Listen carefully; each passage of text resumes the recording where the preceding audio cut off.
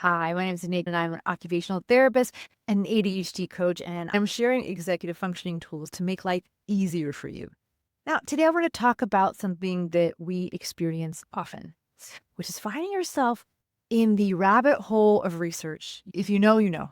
For some of us, going to start researching anything, or it doesn't matter how small the decision is for me, I can over research it and I can get stuck making that decision. Usually that research is not fun. It's frustrating. At some point it crosses over to be frustrating because you're just stuck in this loop of endless possibilities and not being able to just take action. And it's annoying. If you've had that experience, I have a couple ideas for you on ways you can work with your brain to make that easier. Why does it happen? Why does this happen for us, particularly with ADHD? Why are we prone to this over research and getting stuck? A couple of reasons. One is that we often struggle with attention regulation. So regulating your attention means you can kind of control where it's going. And in modern day life, when you're making a decision and you're doing research on it, there's just endless sources of information. And so regulating your attention is a challenge for anyone, but especially for those of us who struggle with this. So regulating your attention when you're getting so much in is a lot. Another thing that can be really challenging for those of us with executive functioning struggles is prioritizing. Prioritizing is an executive functioning skill. So when you're making a decision, you're stuck really knee deep in research mode. What's often happening is you have too many priorities. It's just happened to me. I had to get a pedometer. And the only thing I wanted to do with pedometer was just track my steps. That was the plan. And I found myself just knee deep in all of these features I didn't know I needed. And it was this time succubus. I ended up spending way more time than I planned and struggling to make a decision on this. And the only priority I had going into this research mode was just get the minute count of my steps. And then there was way too many options, way too many features. And so what I had to do to help me make this decision, not go crazy, was figure out what my priorities were for this decision. Right. So my priorities with this were that I could track my steps and my heart rate and my sleep, and that it had a decent app interface. That was it. So once I had it narrowed down like that, it was easier for me to make a decision. I wasn't stuck in this rabbit hole of making the best decision possible for all these priorities I didn't have. Another reason why we end up over researching and kind of spinning out is perfectionism. We're worried about making not the perfect choice. And so there is an energy saving strategy, a choice making strategy that can be really helpful. I need to give the right person credit for this, and I don't remember what their name was. I'll put it in the notes. But someone, not me, came up with this idea of satisficing and maximizing when it comes to decisions. If you're a maximizer when you're making a decision, you're trying to make the perfect decision.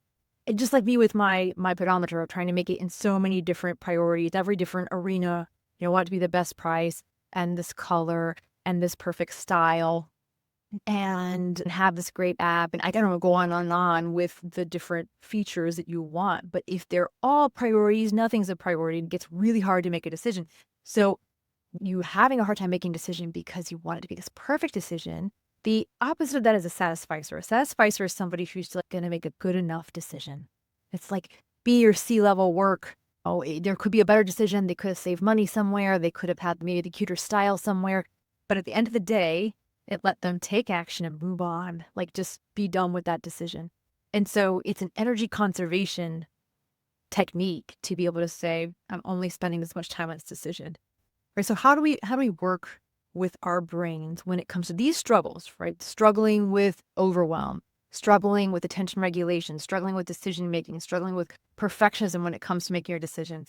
And here are some ideas for how to do that. Number one, I just mentioned, like, make good enough decisions, practice satisficing. This may not come intuitively to you, and I get it. I am somebody who can spend a ridiculous amount of time making any decision, like yogurt. If I go to buy yogurt, there are dozens of brands and options, and I will find myself just glazing over looking at yogurts. So when I go there, I'm like, okay, what's my highest priority? Is it high protein? Is it low sugar?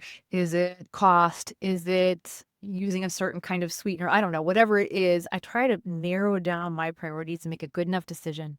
In order to do that, you've got to figure out what your priorities are for that decision. What's the most important 1, 2 things to you, and then keep it to that. All right. And then maybe it's just going to be a good enough decision. Right. So you won't make good enough decisions for everything. Some things you're going to decide, hey, this is a decision that matters a lot to me. I'm going to really invest a lot of time in it because of the impact. And that's a good way to navigate this too. Ask yourself what the impact is for a less ideal decision in this area. So there are so many things, so many times that we're burning energy on decisions that, like, if the worst possible outcome happened, it wouldn't really be that big of a deal. There's things that have much bigger impact, like where your kids are going to go to school, the jobs you're going to take. It makes more sense to spend more of your energy and your time making a maximizing decision there. But you're going to satisfice when you can to help save energy. It's one of the biggest things that we do when we have ADHD is work on saving ourselves energy, saving our energy budget for things that matter to us. Another way that you can help yourself if you find yourself in this research rabbit hole is put some rails on it. That could be, I'm only going to look at 3 options at once. I'm only going to do this for 30 minutes that I have to make a decision. I was talking to somebody on a podcast years ago, and she was saying how much she struggled with this, and she was ordering shoes for her son, and her battery was almost dead on her phone. That was the best strategy in the world for me. I knew I was like racing the clock to make this decision. I didn't have time to overthink it or to compare all the options. It had to be good enough. But if you can create some rails that say, I only have this much time to make this decision, it's going to have to fit in this time. I only have as many options to choose between. Some way to limit it to make it easier to do.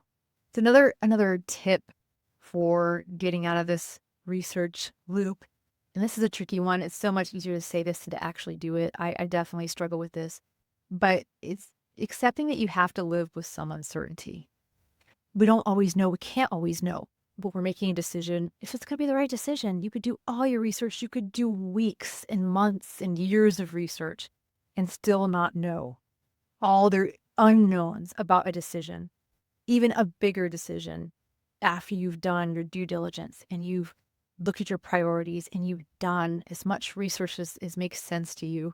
Even with a big decision, you have to make that decision without any guarantees about whether or not that was actually the right decision for you.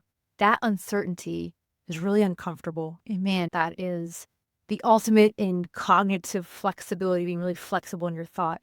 Is kind of accepting I can't know that I know about a decision. I'm going to have to do my best guess. Nobody likes that. But that kind of mentality can help you break out of the research loop and decision paralysis if you are feeling stuck.